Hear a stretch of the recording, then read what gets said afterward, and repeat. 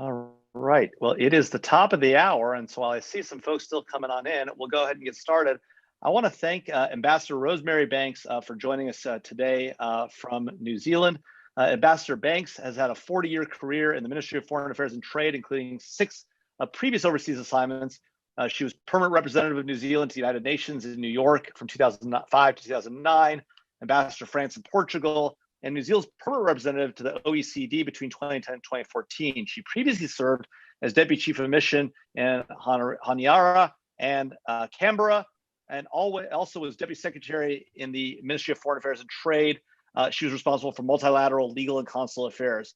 Prior to her appointment as ambassador to the U.S., Ambassador Banks served as Crown negotiator for the Treaty of Waitangi settlement process. You're gonna have to correct me on that one, Ambassador Banks, I apologize. And she's also a member of the Council of the University of Canterbury and an adjunct senior fellow in the Department of Political Science. Ambassador Banks has provided diplomatic tradecraft training for the New Zealand Ministry of Foreign Affairs and Trade, Treasury, the New Zealand Defense Force, and the Papua New Guinea Department of Foreign Affairs. So I'm your host, Jamil Jaffer, and this is NSI NatSec Nightcap. So thanks everybody for coming. Ambassador Banks, great for you to be here with us. Thank you for being here. Well, thank you very much. I'm delighted to be, and I understand I'm the first ambassador that you have invited, so I hope this will be the beginning of a long train of future such. You are, and we're so excited to have you. You know, Ambassador Banks, and I hate to start with this topic, and frankly, it's embarrassing for us here in the United States to have to start talking about this with a foreign ambassador, but it's impossible to avoid the events that took place yesterday at the U.S. Capitol. The outrageous events that took place at the U.S. Capitol yesterday. I know that our allies around the world have expressed their concern and their sympathy for the American people. What did Prime Minister Aaron have to say about what happened yesterday? Yes, well, look, it was absolutely a day that all your friends around the world were feeling absolute shock, but also a great deal of worry. Prime Minister said she did 2 tweets actually. The first one, when it was still really happening, she wrote, democracy, the right of people to exercise a vote, have their voice heard, and then have that decision upheld peacefully, should never be undone by a mob. Our thoughts are with everyone who is as devastated as we are by the events of today. I have no doubt that democracy will prevail. And later, after it had, she wrote more of a congratulations tweet, you know, that had prevailed.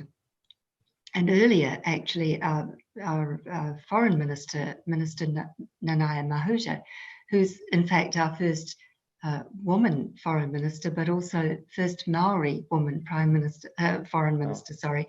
She'd also tweeted earlier and said, we regret unfolding events in Washington, D.C. Our thoughts are with the American people. Violence has no place in thwarting democracy. We look forward to the peaceful transition of the political administration, which is the hallmark of democracy. Look, everybody around the world would have been watching, and I know there have been many expressions in the course of today and yesterday. Yeah, no, well, I appreciate that, and we appreciate the words of our ally there in New Zealand and your political leadership. You know, as we talk about what happened yesterday, and democracy did prevail.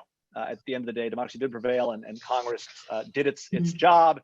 It counted the votes. It dealt with the objections that were brought, and now we're headed towards a transition of power. And for what it's worth, the president has indicated that he will participate in a peaceful transition of power. As we look towards that transition, though, and because we're here to talk today not about what happened yesterday, but about the relation between the United States and New Zealand and New Zealand's role in the region. As we look to that transition of power, how would you characterize the state of U.S.-New Zealand relations, and what are the key issues at play between our two nations? Okay, well, I can say that over the last 4 years, we've done pretty well in terms of our relationship. We feel that at the end of the current administration, the bilateral friendship and partnership is in really very good shape. We've been able to make progress in most of the areas that were really important to us. And for us, the Pacific Islands region is where we look out to when we look north. And we've had a much closer engagement over the past few years with the US in that area, which has been very constructive. Just looking ahead, well, actually, just a little bit of history first. Yeah. It is a very, very long relationship, longer than many people realize, because the US sent your first consul to New Zealand in 1839. And so that means that our relationship started when you had your 8th president in the White House. So 38 presidents that we've worked with. So we've had a bit of practice. Amazing. And of course, we're already thinking very much about what the next one will be. But in terms of the issues that we've been working on, of course, in the most recent period, the pandemic has been the big issue for every country. And between the New Zealand and the US, we're looking to you, as most countries are, many countries are, as a source of vaccines.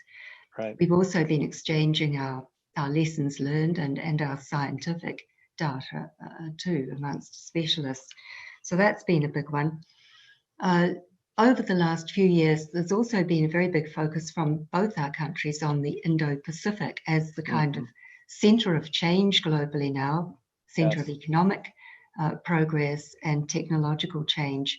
And we've been attending very closely to what the Trump administration put out as the free and open Indo-Pacific strategy and what that would really mean in practice.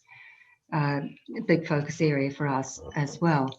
But I have to mention the sort of the most surprising area of progress over recent times between our two countries is actually space cooperation.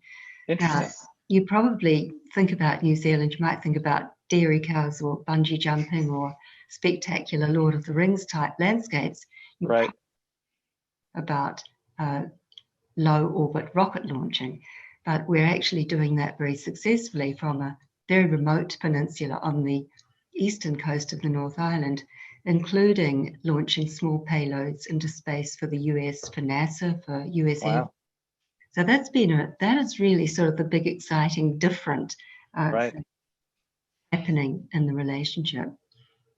That's really terrific. Are there any particular areas of challenge between our two countries at the current time? Not really particular areas of challenge between us. I mean, I think we share many areas of challenge. Certainly. And we'll no doubt go on to talk about some of those. I guess the area where we are perhaps more ambitious than the US is in trade and taking our trade and economic relationship further forward.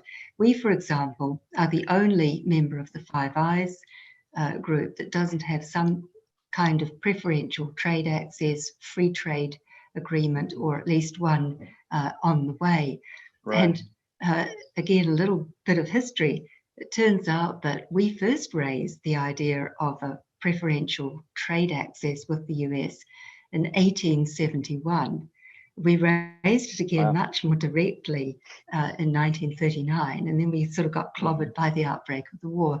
So you have to say that we're persistent, because we would still like to get there, but we realize that at the moment there are many, many things on the US agenda, and we're not, with our request for a free trade agreement, we're not going to be at the top of that list, but we'll keep asking.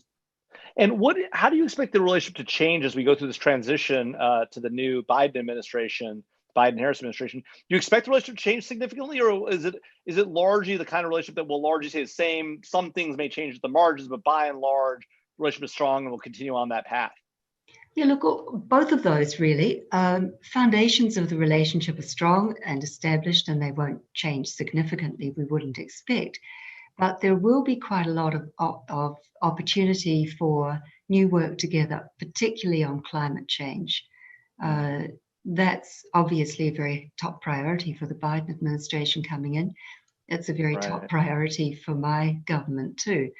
And I'm sure that in both areas of sort of domestic policy, what we're both doing, although yours is a hugely different context to our own, but also in terms of the Paris Agreement, the return of the US to the Paris Agreement, working together to get progress there and to get some more ambitious targets set.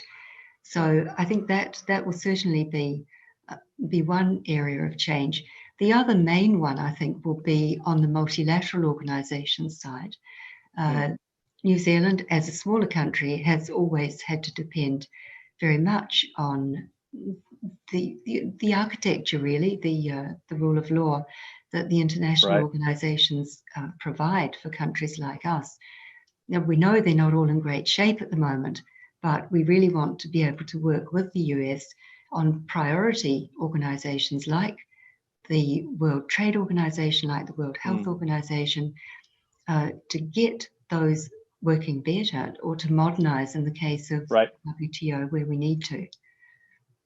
So it's interesting, if you had to brief the new incoming administration, right, there are issues that they're going to be more aligned with New Zealand's policy on.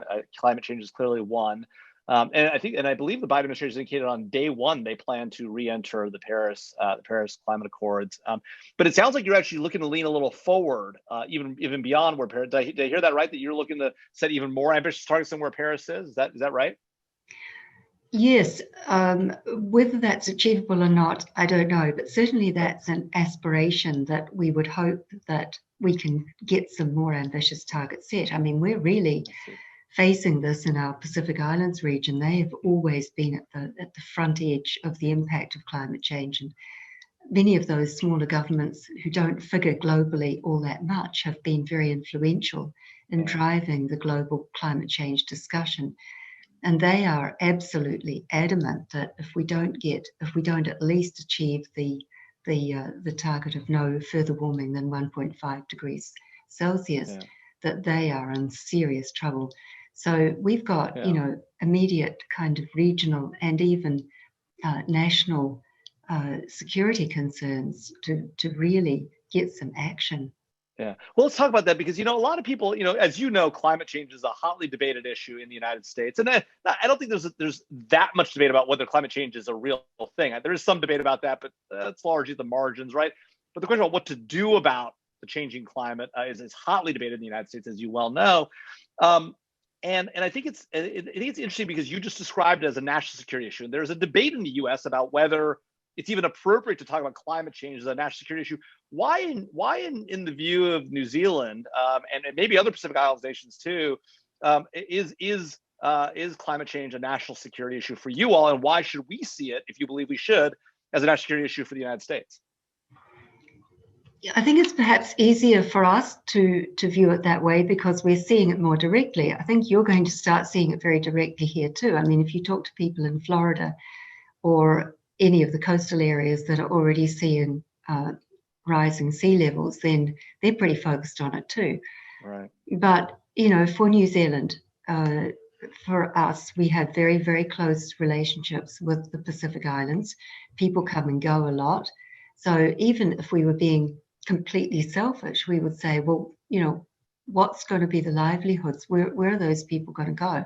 Right. A lot of them, if they can no longer live, have a livelihood, have security, have even a place to stand up in their own islands, they're going to want to come somewhere else. And for a large number of them, that will be towards New Zealand.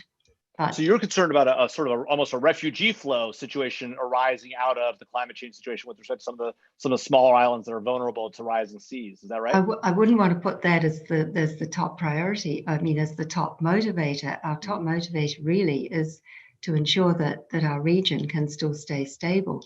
And we also see, climate change, as you're seeing it in Africa and elsewhere, as an accelerator of other problems, certainly of people movement, but, of loss of being able to fish properly or grow food. In the Pacific, we're already getting problems with salination, so that areas where they used to be able to grow food reliably are now not possible to use. So, it is coming home to us quite directly. That makes sense. By the way, I want to mention for the audience, at about 35, 40 past, we'll be turning to you all for questions. So please, if you have questions, go ahead and put them in the chat. In the Q&A box, and we'll be happy to take your questions as we get to that part of the conversation. Ambassador, you mentioned climate change. If you had a chance to see the president on his first week in office, President Biden, you had a chance to brief him on sort of the top 3 things that New Zealand cares about. I assume climate change is on the list, but what are your top 3? Yeah, well, climate change would of course be one of them. And in fact, that's already been discussed when our Prime Minister had a first congratulatory phone call with President-elect Biden. Right. There was some controversy about that, as I recall. In what sense? Well, one of the concerns back when President Trump was taking office was, that they were having conversations about policy issues, or famously the National Security Advisor was having conversations about policies with the Russians, and that led to, as we know, all sorts of shenanigans. The concern was, well, here's President Biden taking congratulatory phone calls, and he's having policy conversations. I, by the way, don't tend to think there's a problem with any incoming administration having policy phone calls. That's the nature of the business. But it was actually interesting, controversial. It wasn't just New Zealand. It was a number of countries where this issue of Paris and climate change came up. Okay, well, just moving to answer your question. So the second priority that we would have would be our cooperation on Indo-Pacific. And I know that's going to be it's already a priority for the current administration, and will be, of course, priority for the Biden administration. But what we wonder about is whether actually everyone will realize just how much the region has changed, even in 4 years' time, in the past 4 years. So I think one of our bits of advice, if we had the luxury of offering it, would be to register that we would hope for early engagement in the Indo-Pacific region at a senior level, right, so that the top people here could sit down with leaders in the region, really talk to them about what kind of engagement they want to have with the US, how that would be done, get to know them and get to know their priorities. So that's something that's pretty important. It's not a kind of selfish interest, if you like. Right. We just want to be operating really well with good engagement from the US, including in the economic sphere, not just as a security presence in the region. Right.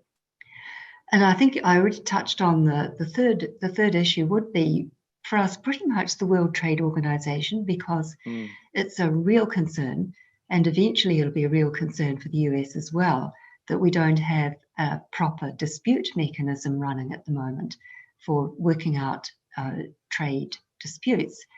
And so we would really want to urge the incoming administration to focus on that. There are already some good possible solutions on the table. And then, as I again mentioned earlier, to then work out how do we get a group of really focused countries together to see how we can modernize the organization. Yeah. It's not going to be a happy world if we all revert to bilateral trade scraps, as we've seen some examples of in recent times. Yeah, no, it's an important point. One of the things you talked about the Indo-Pacific and the importance of the region, and the Trump administration put out their policy for free and open Indo-Pacific. I'm interested in your thoughts on the situation in the region, and how we see the current Quad relationship playing out, and in particular, the U.S. has had a pretty challenged relationship with China over the last 4 years, and wherever the blame for that lies, the question is, how does New Zealand fit into the larger Quad dynamic and the U.S.-China dynamic that's been taking place? And do you expect to see changes in that dynamic here as we go through this transition? Well, take the Quad part first. New Zealand sees itself very much as, of course, and we are geographically as well as kind of economically and socially, as part of the wider Indo-Pacific community. The Quad, we remind ourselves, the Quad grouping of 4 countries, US, Japan, Australia, and India, actually goes back to 2004, where it was set up as a cooperation mechanism for recovery from the Asian tsunami that happened around actually about now, just a little earlier that year.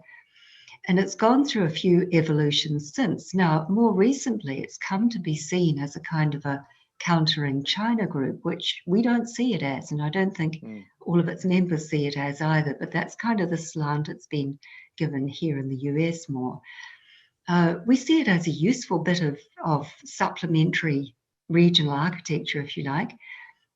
We see it as having real value in bringing together countries who see things the same way, and shoring up the rule of international international rule of law, maritime security, but we see it as really sitting alongside and complementing the ASEAN, the Association of Southeast Asian Nations, because that is still the central bit of architecture in the Indo-Pacific. Right.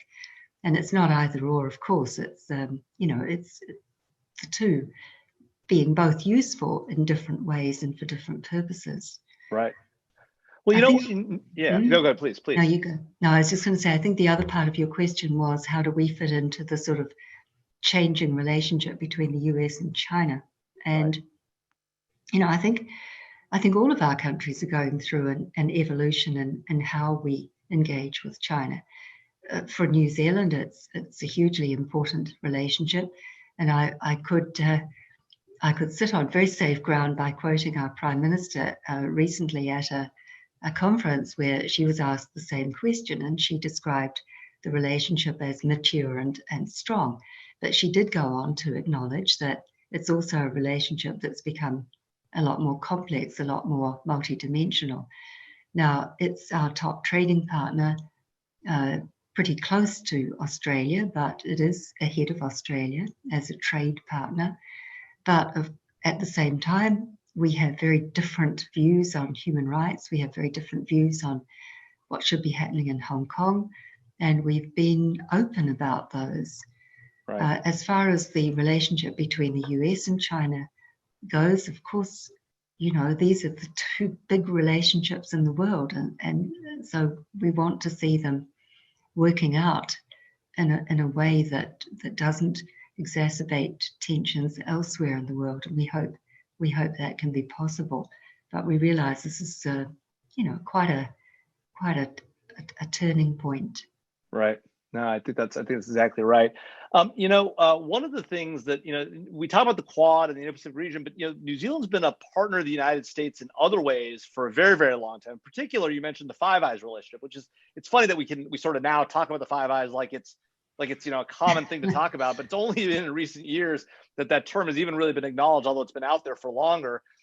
Tell us about, this intelligence sharing relationship. What is New Zealand's role in this long-standing intelligence alliance, and how has it changed since it sort of has become common discussion fodder, for public discussion?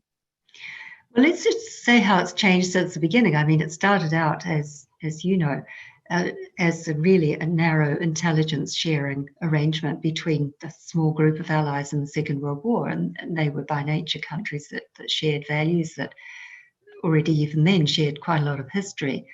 So it was a very sort of comfortable arrangement. It took quite a time for it to broaden out into other spheres. So it has now. I mean, it covers border security, it covers law enforcement. It's moved even into much wider areas over the last period. The pandemic, for example, the Five Eyes countries talked about global supply chain security, about food security. There are numerous connections. Yeah. So for us as the smaller partner in the Five Eyes, it's hugely valuable. We really benefit from being able to get not just in the intelligence sphere, which of course is very important, but to have shared learning, to have shared understandings of our wider global environment. I think we bring some specifics from our region to the table, and we hope that the arrangement will continue on into the future. Right. One of the areas that I think has been at the heart of the Intelligence Sharing Alliance, obviously, is a collection of intelligence information. But the sort of the modern version of that, the modern challenge in that space seems to be cybersecurity. Right. And one of the biggest challenging actors in the world, at least for the United States, from the United States perspective, in the cybersecurity area is China. And it's in the US's view, it's their theft of intellectual property for the United States, as well as a number of other things. And then there are other players too in this space. But how's the New Zealand government thinking about the challenge of large scale cyber espionage? The challenge of cybersecurity? We've obviously just seen in the U.S. the SolarWinds hackout. It's around the world, but in particular focused on the United States. How does New Zealand see that issue, and how does that issue, if at all, fit into the context of the Five Eyes relationship? Well, certainly cybersecurity is a real concern for us. And just a few weeks ago, really, cyber attacks brought down the entire New Zealand Stock Exchange for several days in a row. Right. And they're even now still working on, working out how to strengthen it against such future things. We've got a National Cybersecurity Centre, which is part of our intelligence community.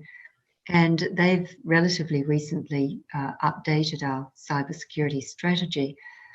And to try to become more resilient, to try to be more proactive in dealing with cybercrime. But, a hugely difficult issue for all of us. We have had occasions where we've either joined with the US and other Five Eyes partners. I think we've usually done it in that company in calling out some of the countries who've been proven really as good as you can to be the sources of such. And that's included the DPRK, it's included Russia, it has included China. So, we're very conscious of the threat to our security as it is to others. Yeah. And by the way, just again for the audience, just a reminder that in about 10 minutes or so, we're going to turn to your audience questions. So please put your questions in the chat box, in the Q&A box, and we'll come to them here in just a few minutes with Ambassador Banks. Ambassador Banks, you talked about the calling out of certain countries and certain challenges when it comes to these cyber activities. One of the most prominent aspects of this has been the U.S. decision to, and frankly, other nations' decision to bar Huawei, the Chinese telecommunications giant. Where did New Zealand end up in that dynamic, and why did New Zealand end up in that place?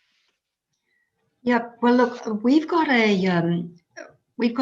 national security legislation for communications framework. It's quite a complicated name of the act, but we refer to it as the TICSA. So I'm just going to use that.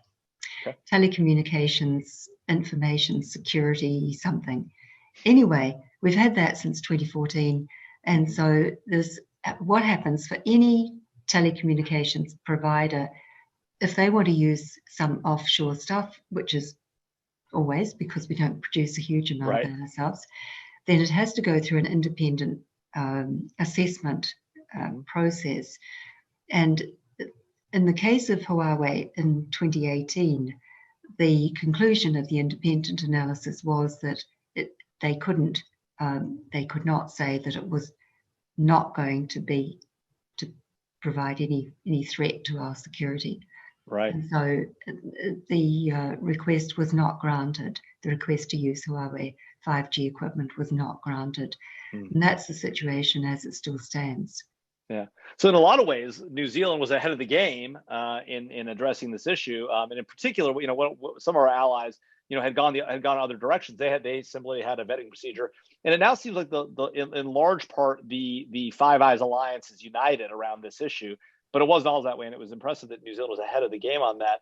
How, particularly given your situation in the region, I'm interested now to talk about the Pacific Islands before we go to the audience questions. You mentioned the importance of Pacific Island, region and to New Zealand in particular.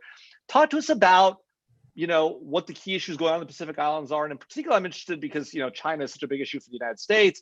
How do you see the role of China in the Pacific Islands environment? Is it a threat or an opportunity? Is it both? How does China look to the Pacific Islands community? Well, I think it depends on who you are and where you're sitting. It is an opportunity, and it can be a risk. The Pacific Islands are increasingly in a fragile situation right at the moment, especially post-COVID. Not that the health side of it has hit them so much, it's more the economic side. So loss of tourism, loss of remittances from people working abroad. They're already in a difficult situation, as we've already discussed, through climate change, transnational crime, illegal, unregulated fishing. So the poor old Pacific has a huge number of problems. Now, there are some very large and generous donors. It's the center of our development assistance is focused on the Pacific. but we're not by any means the biggest. Certainly Australia and Japan are major donors. But even putting all of us together and what the US contributes and other lesser contributors, we still can't meet the needs of the Pacific. So if you're sitting in the Pacific, you're going to look at China and say, look, here's an opportunity. They're offering development assistance, they're offering loans, they're offering infrastructure development. And so they will want to accept that. And we're not going to sit there and say, you can't.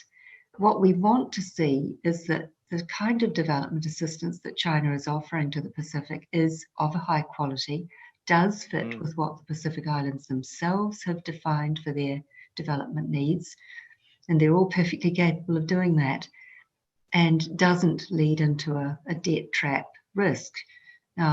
That hasn't always been the case, that unfortunately those conditions have been met.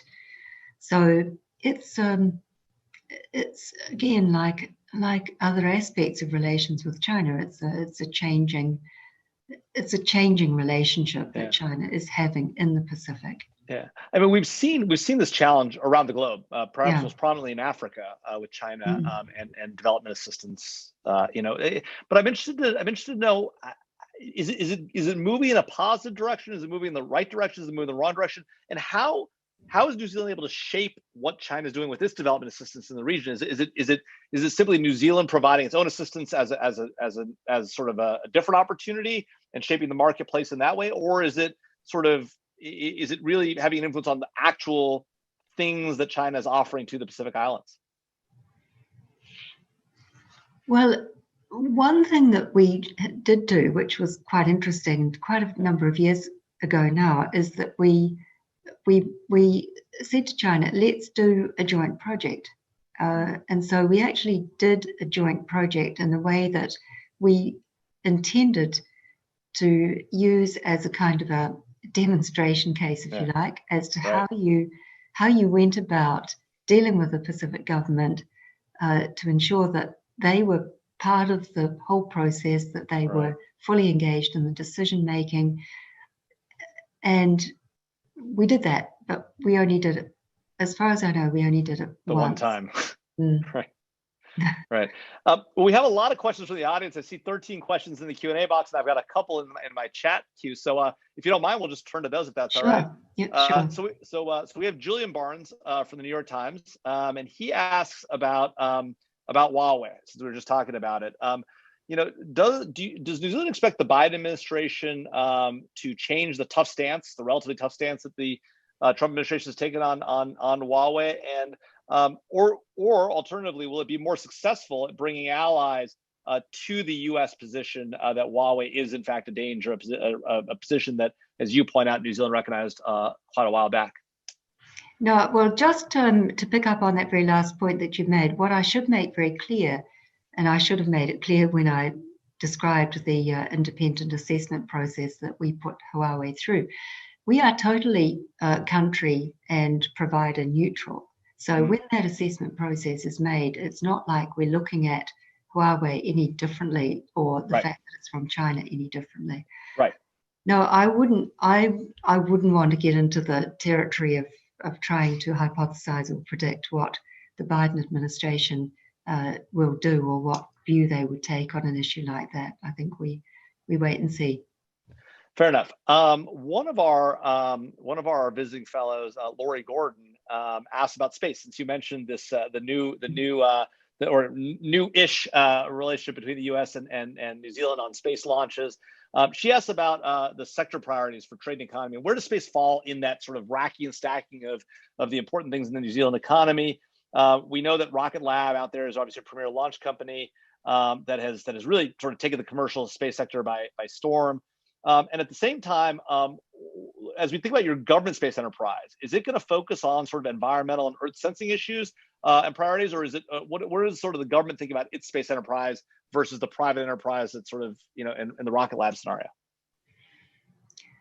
Well, the Rocket Lab, space, to answer your first question, in terms of where does it sit in our overall priority of sort of what's great, what's important for the economy, it isn't very important yet, but it's no doubt going to be a growing area. We're quite fortunate in terms of our geographic location in that way, and also it provides kind of redundancy for the US as another place to launch from. The other thing that we're doing well, just to digress a little bit, is the tracking of space debris. So there's a very large new radar, very specialized kind, just been set up in the middle of the South Island, where I come from, about 18 months ago, and that's doing really necessary work in tracing the litter out there, which is a big threat to all of our systems and to our security, indeed. So to come to your question about what is our New Zealand Space Agency really focused on, they're more focused on the kind of policy settings. I mean, there's very good coordination between them and the commercial side, between Rocket Lab. And Rocket Lab started with a lot of government support initially. I think it literally started out of a garage in Auckland about 12 years or so ago. But some of the areas that we'll be focused on now are the big international issues, like sort of regulation of what happens in space, and how do you deal with problems like space debris, etc. Yeah, one of our folks in the audience, Sanjay Singhal, asks about whether there are opportunities for U.S.-based satellite and new space businesses to work with the New Zealand space program. Do you see there being a strong bilateral relationship there when it comes to sort of businesses here and businesses there? I think there will be. I think there is potential for that, and certainly we're in every sphere of business. We're very open to cooperation and working with US companies. I mean, we trust each other's law, and we've got, generally a good framework to do business within. Right. So I can't see why it wouldn't extend there too. Absolutely. Ambassador, one of the things that we haven't talked about yet, and I know it's been a domestic issue, but obviously New Zealand has led now internationally on the issues that happened in Christchurch. And the killings in Christchurch. Harold Moss, one of our visiting fellows, asks about that horrific event, the extremist killings, and he relates it to what happened yesterday here in the U.S. And he worries about the extremist threat here in the U.S. and he's interested to know how concerned you are about the growing threat of domestic extremists, particularly as it relates to the growth in the Indo-Pacific as an economic opportunity zone for populations from elsewhere. Well, that dreadful terrorist attack at the mosques in Christchurch was certainly a wake-up call for New Zealand in all sorts of ways. And in the aftermath, and with more kind of targeted monitoring of what was going on the dark web and what sort of views, etc., were being characterized, we certainly found that we had more of a concern about sort of extremism than we thought we had. Right. So, and we're very grateful too for the fact that immediately after those attacks, we had really good cooperation from the FBI and your security services to help us work out whether that particular killer was on his own or whether he was part of a network or what might happen next. So thank you for that. But, one of the good things that did come out of it, if you can find anything good out of an event like that, was the determination that our Prime Minister expressed straight away that we would do our very level best to make sure that that kind of extremist, violent incident or coverage couldn't go on, just couldn't be put online in the way that one was.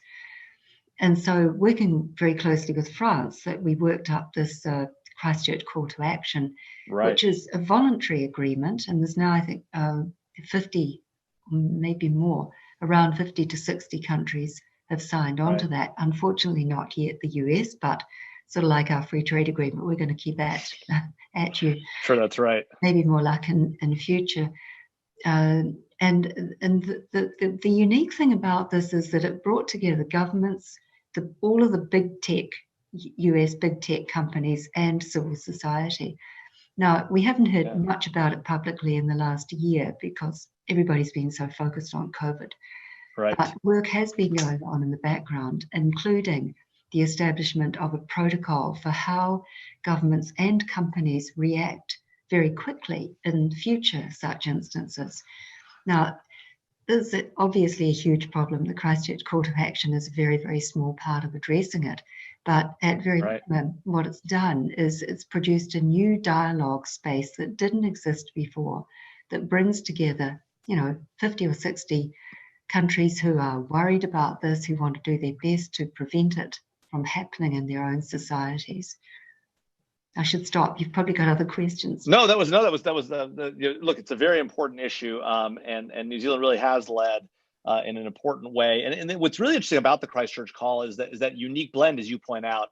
It's not just nation states; it's companies and nonprofits, and so it's a very interesting dynamic. We've seen other aspects, like other things like that also, but obviously such a critical and such a terrible event, and such an important thing that y'all are doing in that space.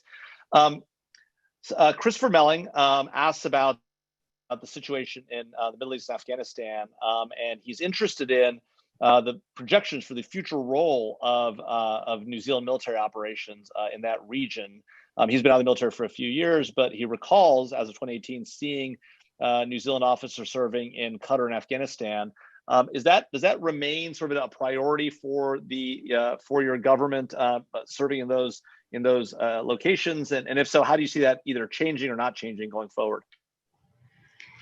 Really right from the early history of New Zealand, we've always seen, although we're a smaller country, that we had a part to play in ensuring global security. So, if you go right back, we were at the Boer War, we were at the First World War, Second World War, Vietnam, Malaya confrontation, you name it.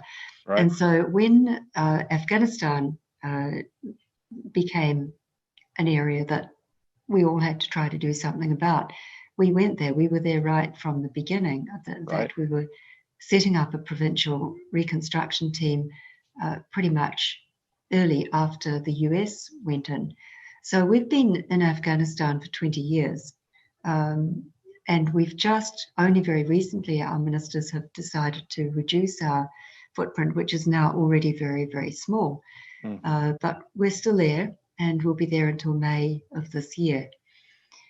Actually, I can't really project into what what priority our ministers would put in future on being engaged in the Middle East or Afghanistan.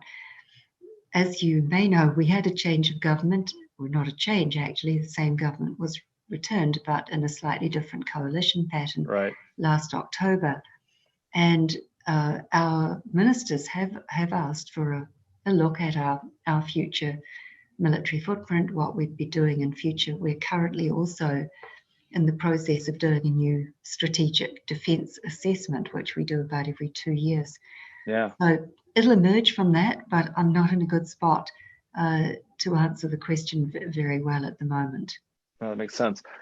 Courtney Greeley, one of our visiting fellows, talks about sort of the relation between New Zealand, China, and the United States. And she's interested because she notes that at the end of 2020, your foreign minister, who you mentioned earlier, was quoted as saying that New Zealand tends to work most productively with countries that share its values.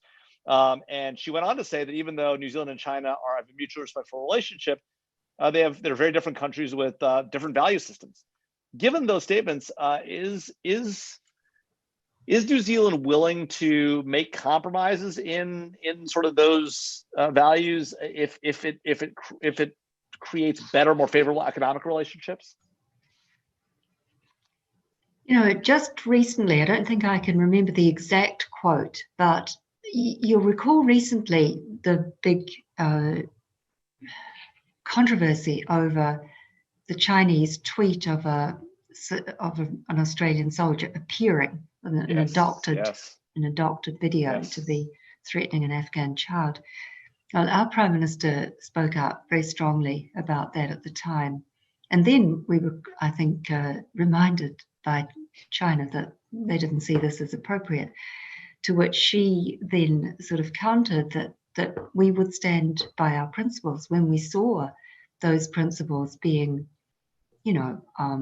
challenged or rejected. We would speak out on that, whatever the country.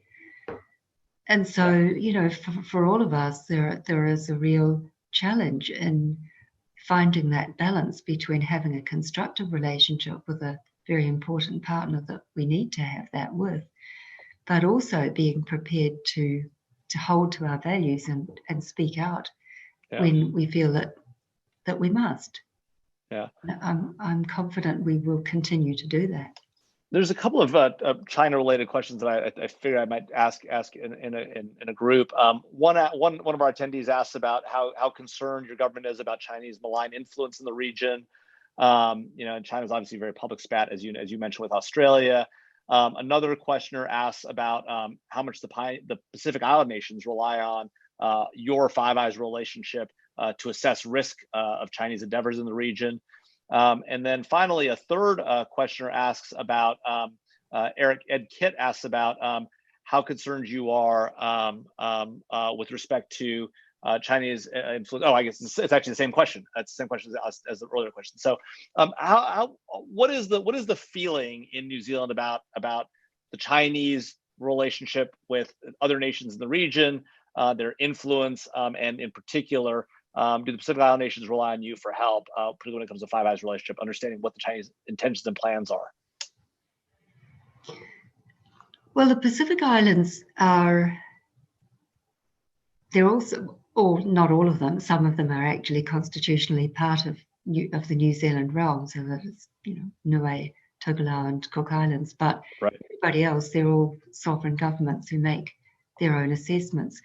I mean, we can have discussions about what we perceive as risks that have been shown to be risks elsewhere in the world, as we touched on earlier. Yes. But, you know, they will make their own independent assessment of the costs and benefits, of the risks and the benefits of their relationships, their own with China. Sorry, what was the other bit of the question? I think the question was just more generally about Chinese malign influence in the region, how concerned you are about sort of their efforts. You touched on it briefly with respect to their development assistance. Maybe there's a more specific one that somebody else has. Maybe I'll try this one and see if this one helps flesh it out. The question related to specifically humanitarian assistance exercises in cooperation with the PLA on those humanitarian assistance efforts. Do you worry about security concerns about exposing New Zealand tactics and procedures in the course of those humanitarian exercises? And if not, should the U.S. participate, do you think, in those joint exercises when it comes to humanitarian matters? Yeah, I have to admit that I'm not actually cited on what humanitarian exercises we have done with the PLA. I'm not even sure that we have. Okay. So unless your questioner can specify that, then okay. Well, we do have exchanges at a kind of a policy level with the PLA, but I'm not aware that we have any actual operational exercise. Great, that's helpful. Let's see. I've got a question on climate change from Abraham King. He's interested to know about what New Zealand's view on sort of the priorities within the climate change arena, right? How do they play out? Reducing carbon emissions, switching to renewables, removing CO2 from the air, et cetera. What are the priorities within the larger climate change? But we'll understand that it's an important issue for New Zealand. Do you have a sense of what New Zealand's priorities are and how those relate to the U.S. and our view of Paris and the like? Okay, look, I'll just start domestically on that, and at the domestic priorities, it's certainly a case of renewables, which we've got a plan, a goal to be completely renewable energy by, that one's 2030. But that's not so dramatic for us because we're over 80% now. So that, is that right? Yeah, because of hydropower. Yeah. So we've, that sounds really a great target, but it's not going to be hugely hard to reach. Carbon emissions and reducing those is also right up there for us. Our Zero Carbon Act that was passed in November 2019 has a net zero carbon target for 2050. Now that's going to be very challenging for us because a lot of our emissions actually come from agriculture. And 80% of our goods exports are still either food, fiber, beverages, but basically out of the agriculture sector. Right. Now, this is quite interesting, though, in terms of the possible cooperation between our countries in future, because I think the Biden administration is looking to have for the US agriculture sector to be carbon neutral by, I've forgotten the exact date, but it might be also 2050, or to be the first, I think that's perhaps the way it's expressed, to be the first agriculture sector to become carbon neutral. Well, I would say good luck with that one. But right. with you all the way. We're doing all the research we can through an organization that we helped to launch in 2009 called the Global Research Alliance on Agriculture Greenhouse Gases. And we have succeeded to some extent. We've been reducing agriculture emissions by 1% per year ever since. And that doesn't sound like much, but that can add up to a lot. Sure. So there are sort of, and also the transportation sector is one that we're focusing on very much as a priority, and we'll definitely look to what's happening here to help us in that sector. Gotcha. Our director of international programs, Mario Kanji, asks about ASEAN and the world's biggest trade pact that was signed in November 2020. The U.S. was obviously absent from that trade pact. What does that imply for the world, or particularly the Indo-Pacific region, in terms of potential decoupling from the U.S.? Are you concerned about that? Do you see that as a real threat, or is that overblown? No, we are concerned about it. I mean, the ideal for us would be to see the US come back to what is now the comprehensive and progressive Trans-Pacific Partnership, so CPTPP. It's hard to get all those P's right. We really would like to see that happen. It may be that it's going to be very difficult to turn the clock back, since the US had joined what was the old Trans-Pacific Partnership back in 2016, but withdrew in 2017. We are missing you in the region, and the world doesn't stop. These new trade relationships have been developed since. It was thanks to Japanese leadership that the TPP was salvaged and became the CPTPP. Is now 11 countries, but a big chunk. And then the one that you've just alluded to, the Regional Comprehensive Economic Partnership, RCEP, that was just signed last year, that does include China. It's not as high a quality trade agreement. The thresholds for good behavior, if you like, aren't quite as high. But the good side is that it's got China in it.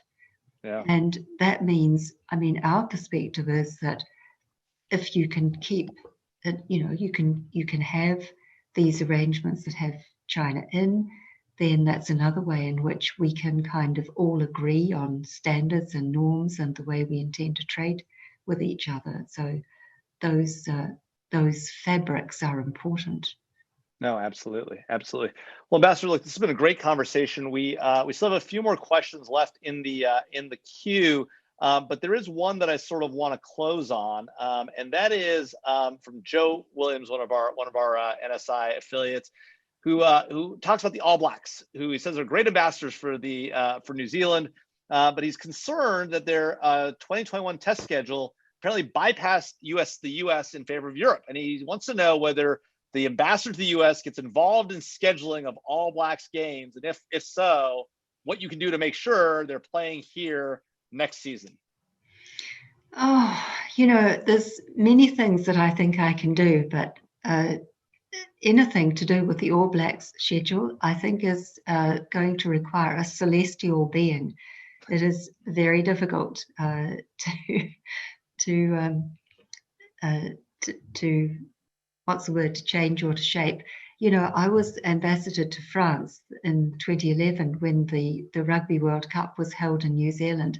I had to know every jolly thing about the All Blacks, what they were doing, where they were playing. And at the end of that year, I said, that's it. I'm never, ever going to follow the All Blacks again. Now, that's probably not a statement that should come out of the mouth of a New Zealand ambassador, but I'm afraid I haven't followed them terribly closely since 2011. So I can't achieve any miracles, I'm afraid, for your questioner. Well, there we go. Well, listen, Ambassador Banks, thank you so much for joining us this evening. And thanks for being our first ever foreign ambassador. The Australians are coming next month, but you beat them to the punch. So we're excited to have you.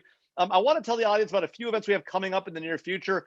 First, on January 21st, please join NSI and Silverado, the Silverado Policy Accelerator, for a debate on the benefits of using a robust cyber offense capability, argued on my side by me and Dmitry Alperovich, the executive chairman of the Silverado Policy Accelerator, versus a principally defense-focused posture in cyberspace, argued by Sarah Martin, the former CEO at the National Cybersecurity Center, and Heather Adkins, Director of Information Security and Privacy at Google. In addition, we'll have our next NatSec Nightcap event on February 4th from 5 to 6 p.m., same time, same channel, where we'll feature a discussion with the Australian ambassador to the U.S., Ambassador Arthur Synadinos.